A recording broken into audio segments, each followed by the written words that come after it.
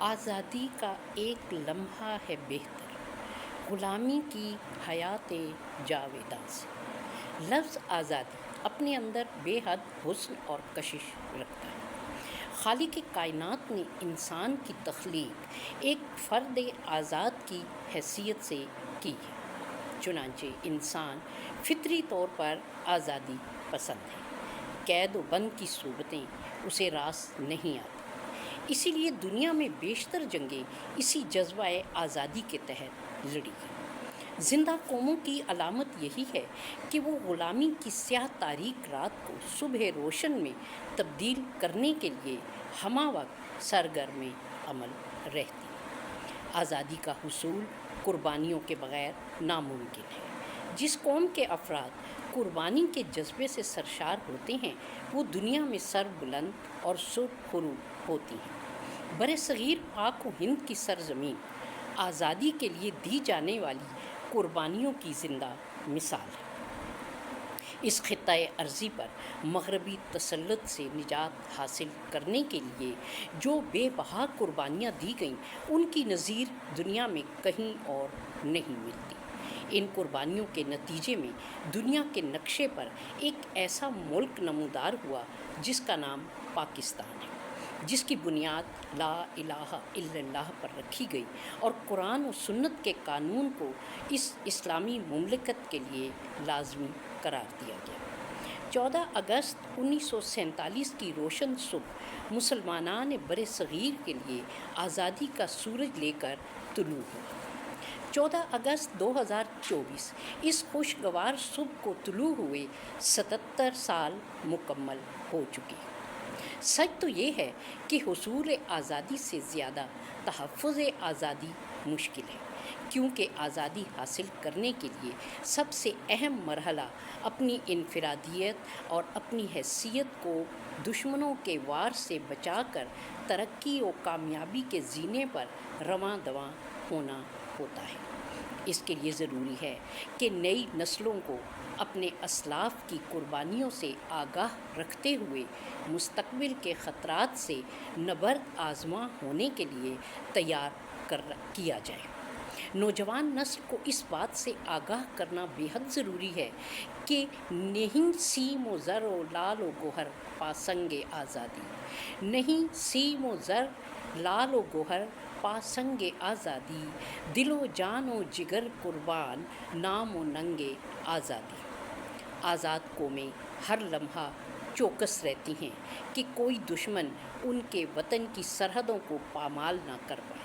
اس کے لیے ضروری نہیں کہ صرف جنگ کی صورتحال ہی پیش آئے، کبھی ایسا بھی ہوتا ہے کہ دشمن اپنے خفیہ جال بچھا کر آزاد ملکوں کی بنیادوں کو کھوکھلا کرتی رہتی ہے۔ اگر ان پوشیدہ اور خفیہ سازشوں کو نظر انداز کرتے ہوئے محض ہتھیاروں کی دوڑ میں لگے رہے تو کوششیں بیکار ہیں۔ یہ دور جدید ٹیکنالوجی کا دور ہے۔ سوشل میڈیا، انٹرنیٹ اور نہ جانے کون کون سے آلات ہیں جو آج کل کے دور میں ایک چیلنج ثابت ہو رہے ہیں۔ ان کا مقابلہ کرنے کے لیے نئی نسل کی ذہنی پرورش بہت ضروری ہے۔ ہم ایک آزاد اسلامی مملکت کے افراد ہیں۔ ہمارے پاس ہمارا دین، ہمارے اسلاف کی روایات و کردار کی مثالیں ہیں۔ ہمارے لیے آزادی کی اس نعمت کی حفاظت بہت آسان ہے، تاہم افسوس اس بات کا ہے کہ ہم نے اپنی ذمہ داریوں کو احسن طریقے سے نہیں نبھایا۔ ہم نے بصیرت سے کام نہیں لیا۔ جدید ٹیکنالوجی کی دوڑ میں ہماری نظر صرف جنگی آلات پر مرکوز ہو گئی اور جو اخلاقی اور علمی ورثہ ہماری نسلوں کا حق تھا وہ ان تک منتقل کرنے میں ہم کافی حد تک ناکام رہے۔ اور آج ہم دیکھتے ہیں ہماری تعلیمی درس گاہیں کیا نقشہ پیش کر رہی ہیں، ہمارا نظام معیشت کس ڈگر پر چل رہا ہے۔ سب سے بڑھ کر ہم نے غیروں کی تہذیب و ثقافت کو جس پرکشش انداز میں اپنی نسلوں کو منتقل کیا اس کی مثال ملنا مشکل ہے۔ اس میدان میں ہم دشمن کی چال سے بری طرح شکست کھا گئے ہیں۔ ہماری نوجوان نسل کو معلوم ہی نہیں کہ ہمارا ثقافتی ورثہ اصل میں کیا ہے۔ ہمارے ہاں تعلیم محض کاروبار کی حیثیت اختیار کر چکی ہے۔ خبردار اے گلستان وطن کے نغمہ پردازو، خبردار اے گلستان وطن کے نغمہ پردازو، ہیں اپنے دشمنوں کے جال بھی ہم رنگے آزادی۔ جمہوریت کے نام پر ہم آزادی کا ڈھونگ رچائے ہوئے ہیں۔ 77 سالوں سے ہم ہر آنے والی نئی نسل کے ہاتھ میں سبز ہلالی پرچم دے کر، بلند و باغ ملی و قومی نغمے سنا کر سمجھتے ہیں کہ ہم نے اپنا فرض پورا کر دیا۔ ہماری نظر ان باریکیوں کی طرف کیوں نہیں جاتی جو دیمک کی طرح ہماری رگ و پے میں سرایت کرتی جا رہی ہیں؟ ہمیں یہ احساس کیوں نہیں کہ ہمارے بچے ہمارا مستقبل ہیں، ہمارا قیمتی سرمایہ ہے؟ ان کی ذہنی، اخلاقی اور علمی تربیت کی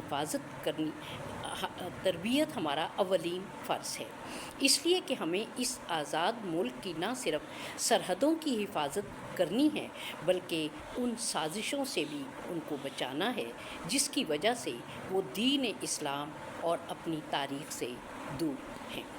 اس عزیز وطن کی نظریاتی سرحدوں کی حفاظت ہماری اہم ترین ذمہ داری ہے۔ ہم ان اہم اور بنیادی تقاضوں کو مد نظر رکھے بغیر اپنی آزادی کی حفاظت نہیں کر سکتے۔